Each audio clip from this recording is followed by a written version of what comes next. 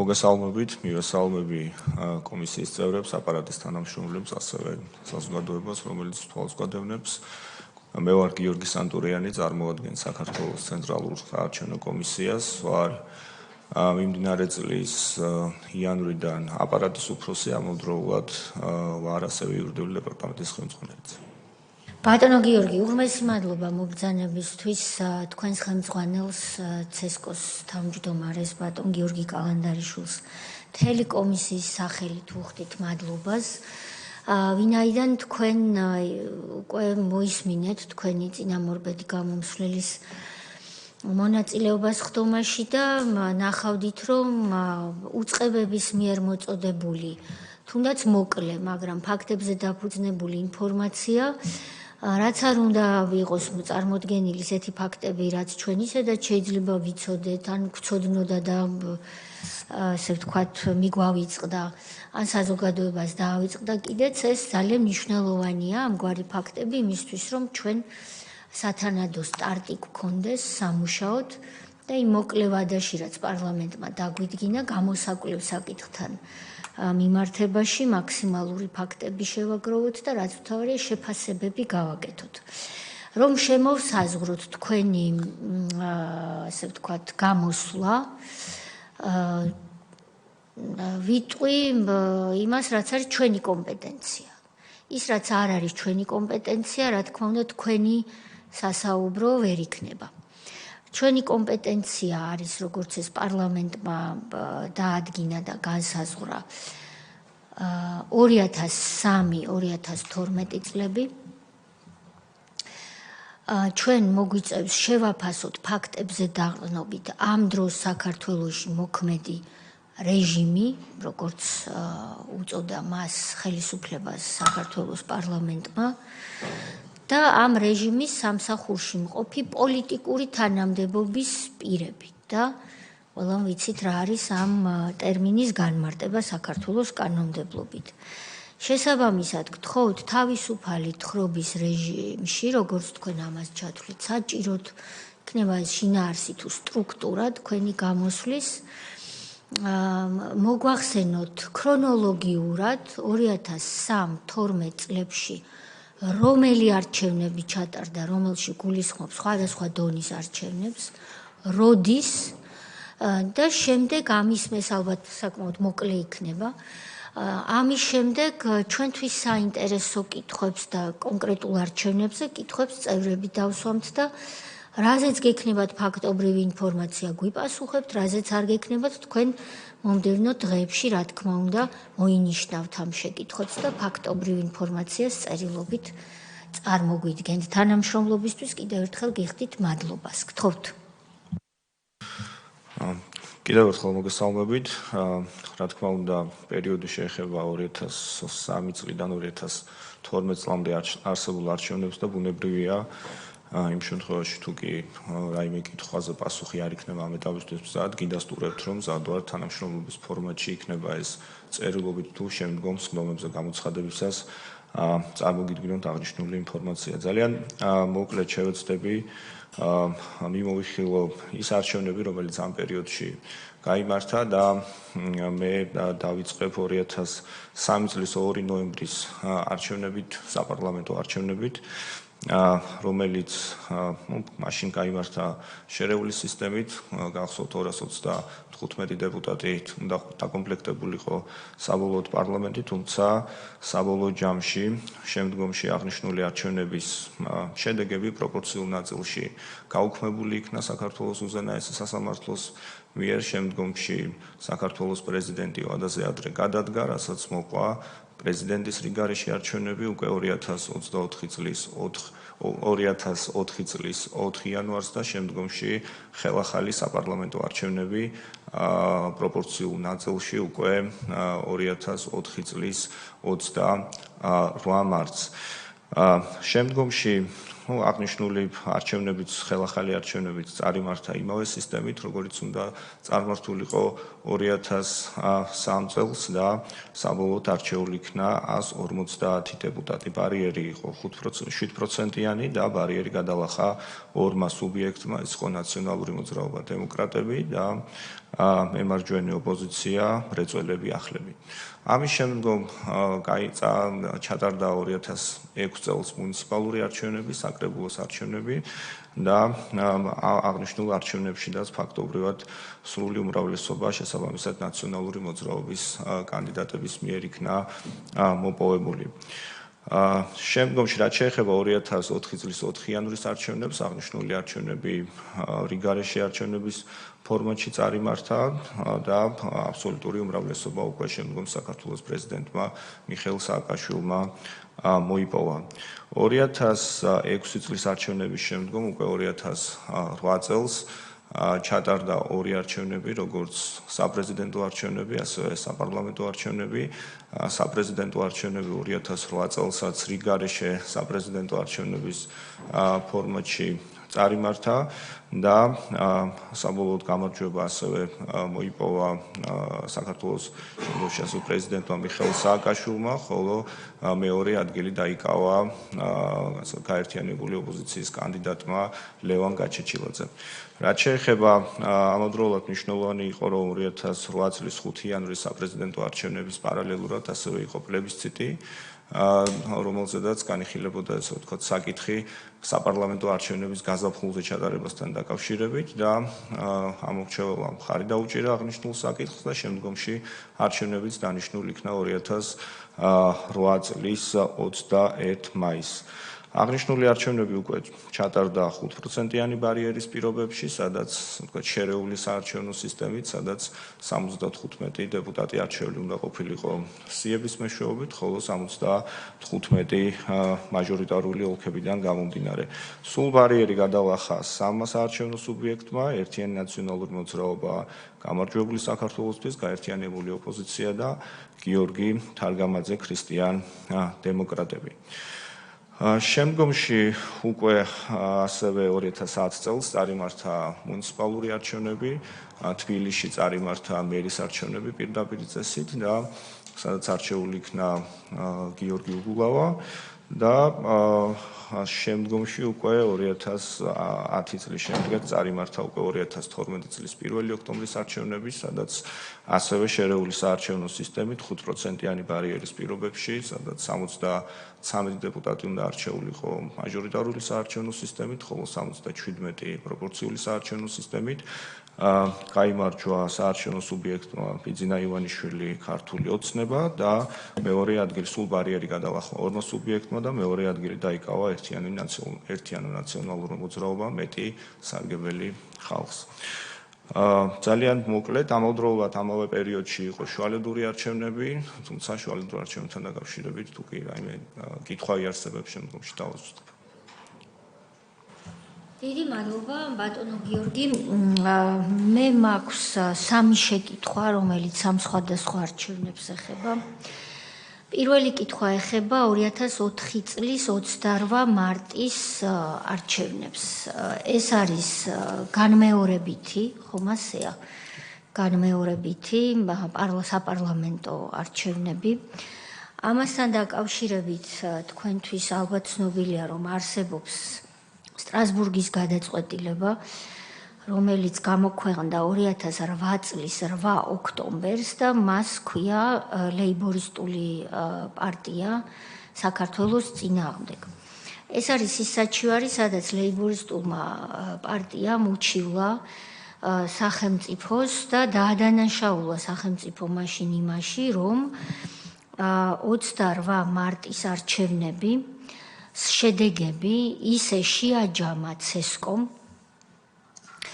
18 აპრილის სხდომაზე 2004 წლის, რომ არ იყო ჩატარებული არჩევნები ორ საკმაოდ მოზრდილ ოლქში. ეს არის ხულო და ქობულეთი. ამით 60,000 ამომრჩეველი იქნა გარიცხული, გამორიცხული თუ გარიყული საარჩევნო პროცესიდან. მიუხედავად იმისა და მათ რეალურად წაერთვათ უფლება არჩევნებში მონაწილეობის, რაც არის კონსტიტუციით უზრუნველყოფილი უმნიშვნელოვანესი უფლება. მიზეზი და მე ვხემძღვანელობ ამ შემთხვევაში იმ უტყუარი დოკუმენტით, რომელიც არის კანონიერ ძალაში შესული და როგორც უკვე მოგახსენეთ 8 ოქტომბერს 2008 წლის ძალაშია შესული. ამიტომ ამ დოკუმენტში რა ფაქტებიც არის მოყვანილი, ეს არის სტრასბურგის სასამართლოს გადაწყვეტილება. ეს ფაქტები არის უტყუარი. ამიტომაც საუბრობ ასე თამამად და ყვები ამას და შემდეგ კითხვასაც მოგახსენებთ. 29 აბზაცში ამ გადაწყვეტილებისა სტრასბურგის წერია ასეთი რამ, რომ სხდომაზეო 18 აპრილის ცესკოს სხდომაზე და მაშინ 15 წევრისგან შედგებოდა ცესკოს შემოადგენლობა. ერთმა წევრმა ეს გახლდათ ლეიბორისტული პარტიის წარმომადგენელი განაცხადა, რომ ის იყო წინააღმდეგი, ისე შეჯამებულიყო საყოველთაო არჩევნების შედეგები, რომ ორ ოლქში არჩევნები არ იყო ჩატარებული. ამაზე ცესკოს მაშინდელმა ხელმძღვანელმა განაცხადა, რომ თუ იქო ხულოსა და ქობულეთში არჩევნები ვერ ჩატარდა, ესო ჩვენი კი არა, აჭარის ხელისუფლების ბრალიაო, ციტირებას ვახდენ.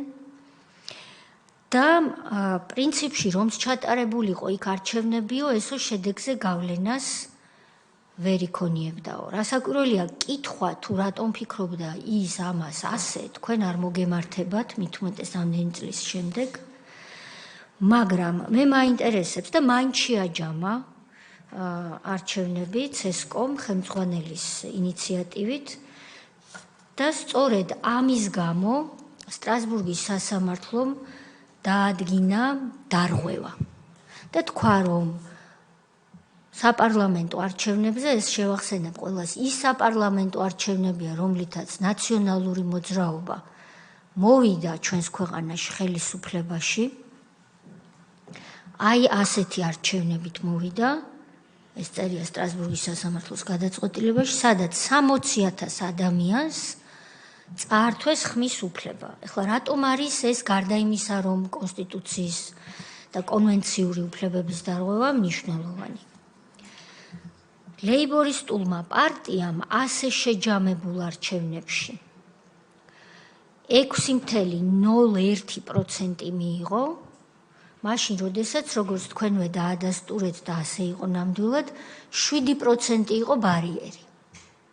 შესაბამისად, ის ამტკიცებდა, რომ ხულოსა და ქობულეთში რომ ჩატარებულიყო არჩევნებიო, შესაძლოა, მე ეს ბარიერი გადამელახა და მოვხვედრილიყავი პარლამენტშიო. სწორედ ეს იყო მისი, ასე ვთქვათ, ინტერესი, რის გამოც სტრასბურგში დავობდა და როგორც უკვე მოგახსენეთ, მან ეს დავა მოიგო. მე მაქვს ერთადერთი კითხვა, ვინ ხელმძღვანელობდა ცესკოს 2004 წლის 28 მარტს. ეს გვჭირდება ჩვენ აუცილებლად, ვინაიდან სტრასბურგის სასამართლოში ასეთი პრაქტიკა იყო და ახლაც გრძელდება, რასაც ვაკვირდები, რომ გვარებსა და სახელებს მაღალჩინოსნების თავიდან არ წერდნენ, რა თქმა უნდა, საქმის მასალებში ეს ჩანდა და შემდეგ შემოვიდა ასეთი პრაქტიკა, რომ წერდნენ, მაგრამ მხოლოდ ინიციალებით და ეს ის დროა, როდესაც არც ინიციალები არ იწერებოდა. ამიტომ ჩვენ გვჭირდება ვიცოდეთ ოფიციალურად 2004 წლის 28 მარტს უბრალოდ გვარი და სახელი, ვინ ხელმძღვანელობდა ცესკოს. ეს პირველი შეკითხვა. მეორე შეკითხვა ეხება 2008 წლის საპრეზიდენტო არჩევნებს. ცოტა მეტი რომ გითხრათ ტურებთან დაკავშირებით, იმიტომ რომ ორი ტურის შესაძლებლობას ითვალისწინებდა მაშინ კანონი. პირველ ტურში რამდენი ხმა დააგროვა ერთმა კანდიდატმა, ან პროცენტული მაჩვენებელი, რომელიც გაქვთ ხელთ და რამდენი მეორემ და იყო თუ არა სამართლებრივი საფუძველი, კი არა, ან შეიძლება თქვენ არ გაქვთ ხელთ ეს ინფორმაცია დღეს, რომ ჩატარებულიყო მეორე ტური. ამას იმიტომ ვკითხულობ, რომ საყოველთაოდ გავრცელებული აზრია, ასე ქვია ხოლმე, რაც არ არის სამართლებრივად დადასტურებული, მაგრამ საყოველთაოდ გავრცელებული აზრები არსებობს, რომ თითქოს მაშინდელმა ცესკომ მეორე ტური მოცემულ კანდიდატს, ანუ მეორე ადგილზე გასულ კანდიდატს, რომელიც ამტკიცებდა, რომ სინამდვილეში პირველ ადგილზე გავედი პირველ ტურშიო, მეორე ტური, როგორც საზოგადოება ამბობდა, მოჰპარა. და მეორე ადგილზე გასული, ოფიციალურად მეორე ადგილზე გასული კანდიდატი ამბობდა, რომ მეორე ტური ჩავატაროთ, რომ საზოგადოების რეალური განწყობა გამოვლინდესო. შესაბამისად, მე თქვენ რა თქმა უნდა შეფასებას არ გთხოვთ, იმიტომ რომ უწყებები აქ შეფასებისთვის არ მობრძანდებიან ხოლმე, არამედ მე ორ ტურთან დაკავშირებით, ორი ტურის შესაძლებლობასთან დაკავშირებით, ორი კანდიდატის მაჩვენებლებთან დაკავშირებით, პირველ ტურთან დაკავშირებით, რომლითაც დასრულდა არჩევნები, მეტი ინფორმაცია რომ მოგვაწოდოთ. მესამე არჩევნები ეხება 2012 წლის 1 ოქტომბრის არჩევნებს და უფრო ზუსტად წინარე პერიოდს. მე გავხდით სტრასბურგში რამდენიმე დღის წინ და გერმანელი დეპუტატი შვაბე წამოდგა ასამბლეაზე და პლენარულ სხდომაზე განაცხადა სამარცხვინოდ, რომ ვეთანხმებიო იმ მოსაზრებასო, რომ 2024 წელს საქართველოში არჩევნების დღეს არჩევნები არ გაყალბებულაო. მაგრამ არჩევნების შედეგები პრობლემაა იმის გამო, რაც ხდება არჩევნების შემდეგ ქუჩაშიო. ეს არის სამარცხვინო განცხადება და ანგაჟირებული პოლიტიკურად და მიკერძოებული. ეხლა მე მაინტერესებს 2012 წელს რაც ხდებოდა არჩევნების დღემდე. რა შეგიძლიათ ამასთან დაკავშირებით ფაქტობრივი ინფორმაცია მოგვაწოდოთ და კონკრეტულად მაშინდელი აუდიტის სამსახურის საქმიანობა, რომელსაც პარტიების ნაწილში ხელმძღვანელობდა ქალბატონი ნათია მოგელაძე. როგორ არის თქვენთვის ცნობილი, რამდენად აისახებოდა ცესკოს საქმიანობაზე, ვინაიდან იქ ხდებოდა დაბარება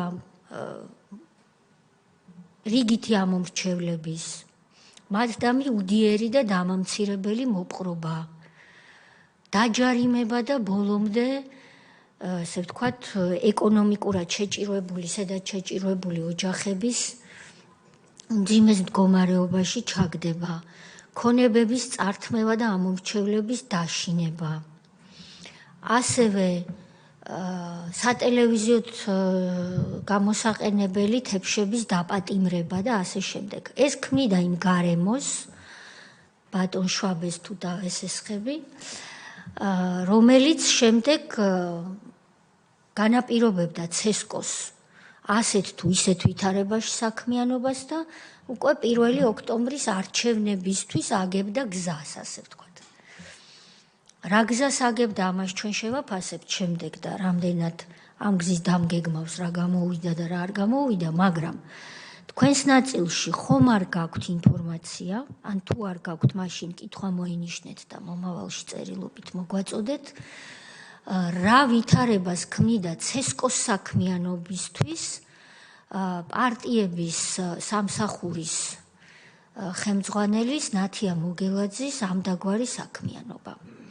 წევრებს ვთხოვ შეკითხვებს, შევაგროვოთ ეს შეკითხვები და ბატონი გიორგი თანმიმდევრობით გასცემს პასუხს, ან თუ გნებავთ შემდეგ დაუსვით შეკითხვა, როცა ისაუბრებს. ბატონი სოზარი.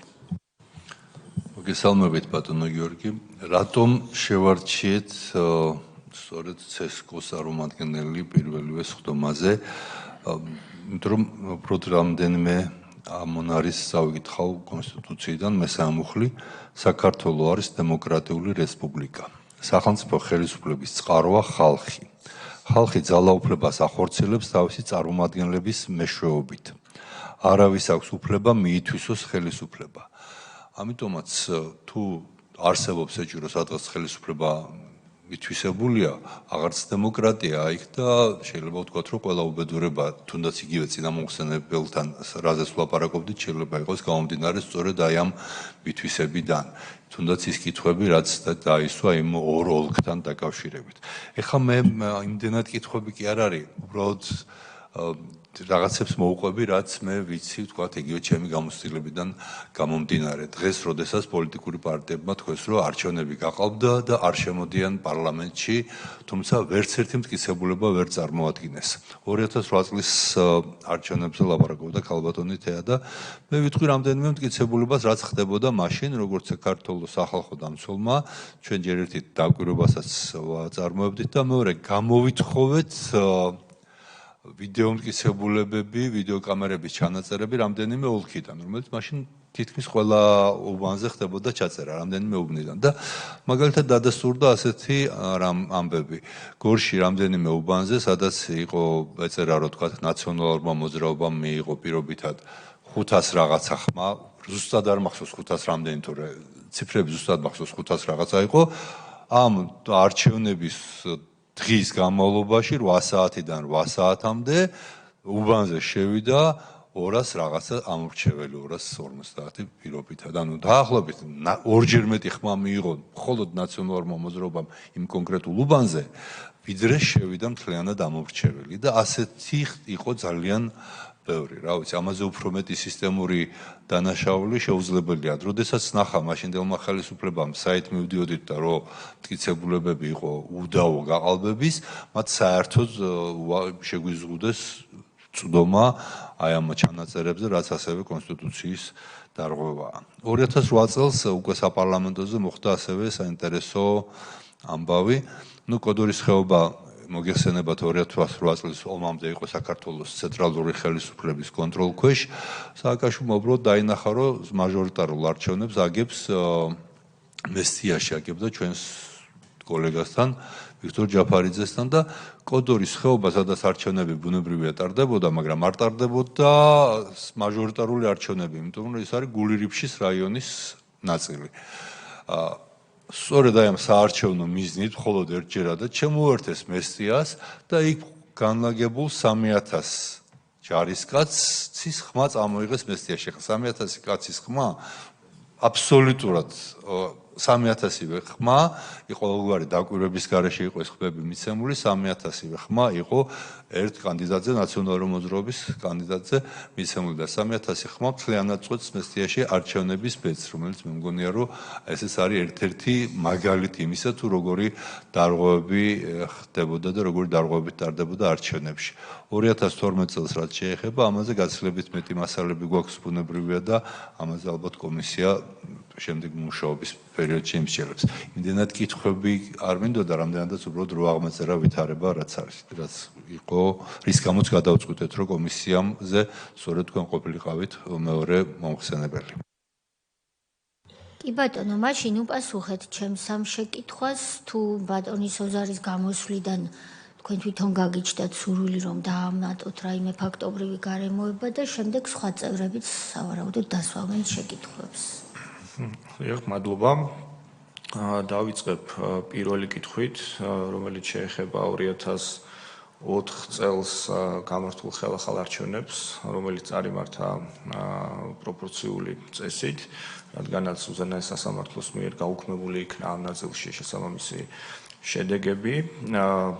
კი დასტურებს, იმიტომ რომ თან მაქვს ამ ნაწილში შემდგომში ცესკოს მიერ შედგენილი შემაჯამებელი ოქმი გულისხმობ 2004 წლის 18 აპრილის შემაჯამებელ ოქმს. მე გამიჭირდება გითხრათ რეალურად გაუქმების საფუძველი რა იყო, იმიტომ რომ ამ ეტაპისთვის, იმიტომ რომ შემაჯამებელი ოქმის თანახმად მითითებულია ის, რომ ნამდვილად ქობულეთისა და ხულოს ოლქებში გაუქმდა შედეგები საარჩევნო კოდექსის მოთხოვნათა უხეში დარღვევის გამო, თუმცა სხვა რაიმე დამატებითი კონკრეტიკა არ არის მითითებული, ამიტომ ამ ნაწილში გამიჭირდება რაიმეს მითითება, ნამდვილად საქართველოს ლეიბორისტულ პარტიას ჰქონდა 6.1% ამ არჩევნებში შედეგების. რაც შეეხება თუ ვინ წარმოადგენდა უშუალო კითხვას, შემაჯამებელ ოქმს ხელს აწერს კომისიის თავმჯდომარე ზურაბ ჭიაბერაშვილი, ასე რომ ეს არის აღნიშნული იკვეთება აღნიშნული შემაჯამებელი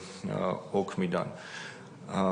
რაც შეეხება 2008 წლის საპრეზიდენტო არჩევნებს, საპრეზიდენტო არჩევნები წარიმართა ორტურიანი სისტემით 2004 წელს გამართული არჩევნებიც ითვალისწინებდა თუ კი ამგვარი სამართლებრივი მოცემულობა და ფაქტობრივი დადგებოდა რომ მეორე ტური წარმართულიყო, ანუ 50+1 იყო საჭირო იმისთვის რომ პირველ ტურში კანდიდატს გაემარჯვა.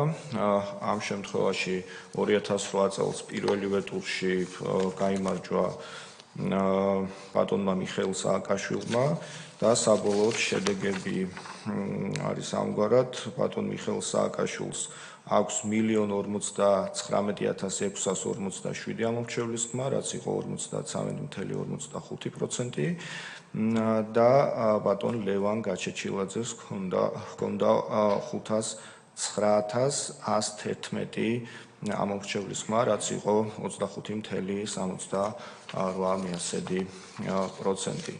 ბუნებრივია ამ შემთხვევაში რაც შემიძლია ვთქვა არის ის რომ თუ კი არ იქნებ კანდიდატი ვერ გადალახავდა შესაბამის ბარიერს, ასეთ შემთხვევაში წარიმართებოდა მეორე ტური და რა თქმა უნდა ამის სამართლებრივი შესაძლებლობა არსებობდა. და კითხვა რომელიც შეეხება 2012 წლის არჩევნების წინასაარჩევნო პერიოდს და კერძოდ მაშინდელი აუდიტის სამსახურის მიერ წარმოებულ საქმიანობას და რა გავლენა ჰქონდა აღნიშნულ ცესკოს საქმიანობასთან დაკავშირებით, მე ამ ეტაპისთვის გამიჭირდება, იმიტომ რომ უშუალოდ მე არ ვიყავი დასაქმებული ამ პერიოდისათვის საქართველოს ცენტრალურ საარჩევნო კომისიაში, ჩემი საქმიანობა იწყება 2018 წლის 1 აგვისტოდან, თუმცა შევეცდები რომ აღნიშნულთან დაკავშირებით შესაბამისი ინფორმაციით დაგიბრუნდეთ. და ამავდროულად რაიმე კონკრეტიკა თუნდაც 2008 წელს წარმართულ არჩევნებთან დაკავშირებითაც საკუთარი გამოცდილებით ამ ეტაპისთვის გამიჭირდება რომ რაიმე გითხრათ და ამიტომ შევავსო ბატონი სოზარის მიერ გაზიარებული პოზიცია.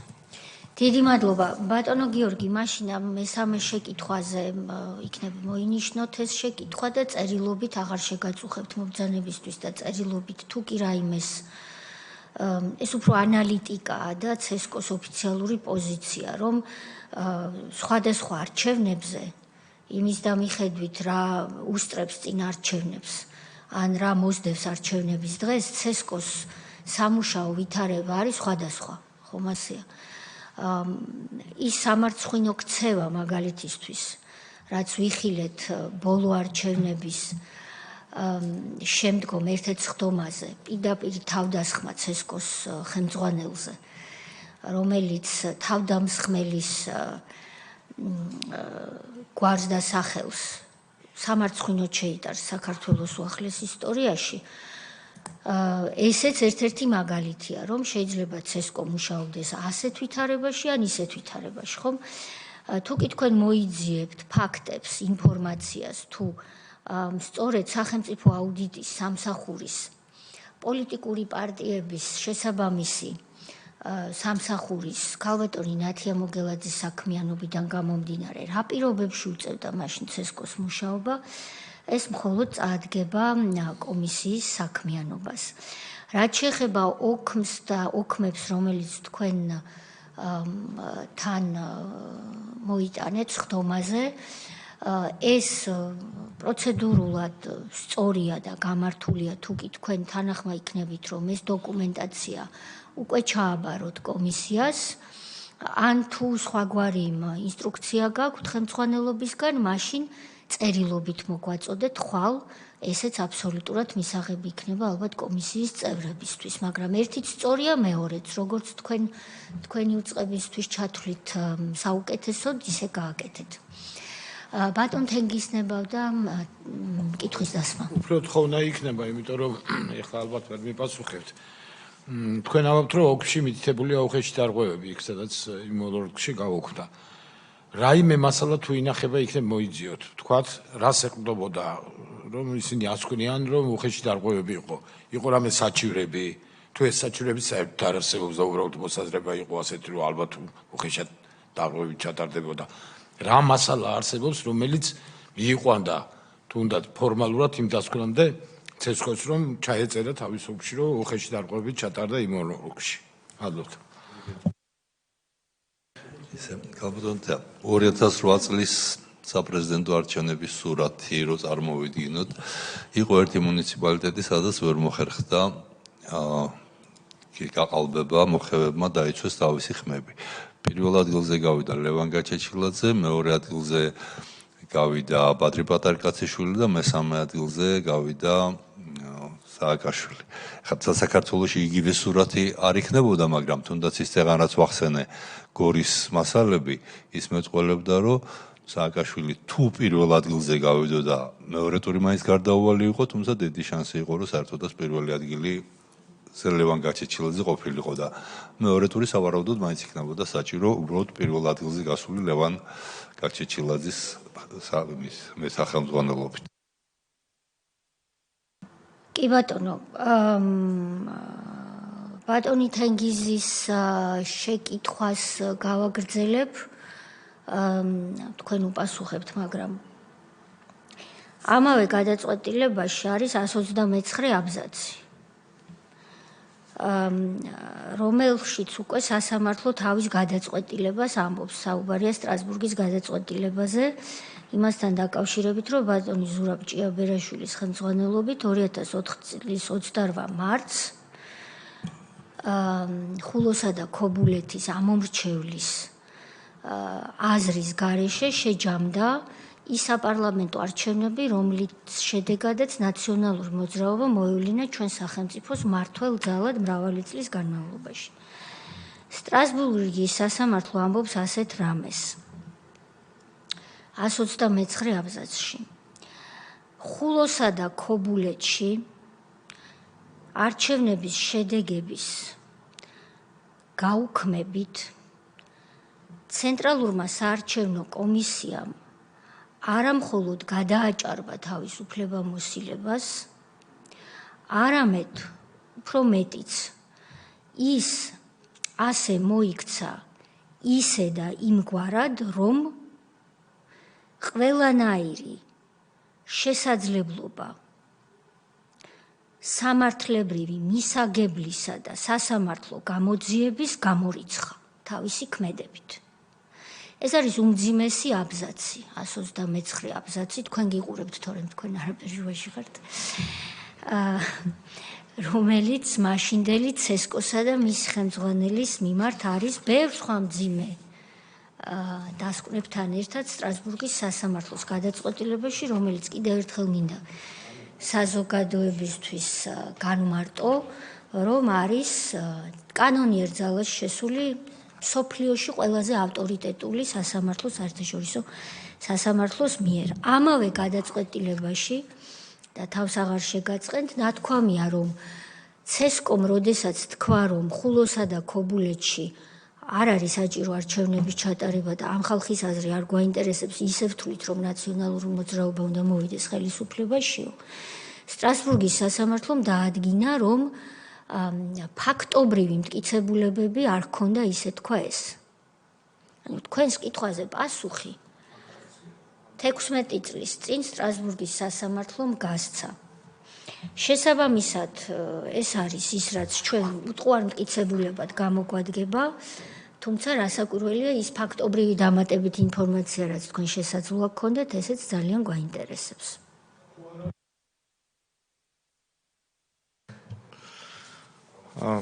მადლობა კითხვისთვის. მე საუბრისას ასევე აღნიშნე, რომ შემაჯამებელი ოქმის თანახმად მხოლოდ საარჩევნო კოდექსის მოთხოვნათა უხეში დარღვევა მითითებული და ის დოკუმენტი, რომელიც თან მაქვს შემაჯამებელი ოქმი, რაიმე სხვა დამატებითი ინფორმაცია ამ ოქმით არ იკვეთება.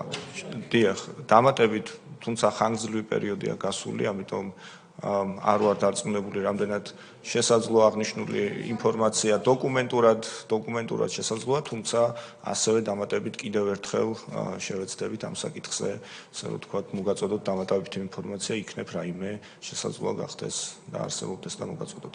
რაც შეეხება დავაზუსტებ შემაჯამებელ ოქმებთან დაკავშირებით, რა თქმა უნდა, ორივე შემაჯამებელ ოქმს წარმოგიდგენთ, უბრალოდ ეხლა მონიშნული მაქვს და ამიტომ სუფთა ვერსიას წარმოგიდგენთ. კი ბატონო, თქვენი სამუშაო ვერსიები, რა თქმა თქმა უნდა, თქვენთან დარჩეს, ხვალ მოგვაწოდეთ შემაჯამებელი ოქმები და დიდი მადლობა თანამშრომლობისთვის. ჩვენ რა თქმა უნდა გვექნება თქვენი იმედი, იმიტომ რომ როგორც ბატონმა სოზარმა აღნიშნა, ჩვენ ვიმსჯელეთ კომისიის ფარგლებში და ჩვენი ერთ-ერთი პრიორიტეტული მიმართულება გამოსაკვლევ საკითხთან დაკავშირებით იქნება სწორედ 2003-2012 წლების პერიოდში ჩატარებული არჩევნები, ვინაიდან ჩვენ გვინდა შევისწავლოთ საკითხი თუ როგორ მოვიდა, რა მეთოდებით და რა პროცედურებით ნაციონალური მოძრაობა სახელმწიფოს სათავეში და შემდეგ როგორ ატარებდა სხვადასხვა არჩევნებს და რა შეფასება შეიძლება ამ არჩევნებს თითოეულ მათგანს, განსაკუთრებით კი 2004, 2008 და 2012 წლის არჩევნებს და განსაკუთრებით წინარე პერიოდს 1 ოქტომბრამდე რაც იყო თვეები და წლების განმავლობაში როგორ მართავდა ყველა ამ პროცესს. ამიტომაც შეგაწუხეთ ამდენი შეკითხვით.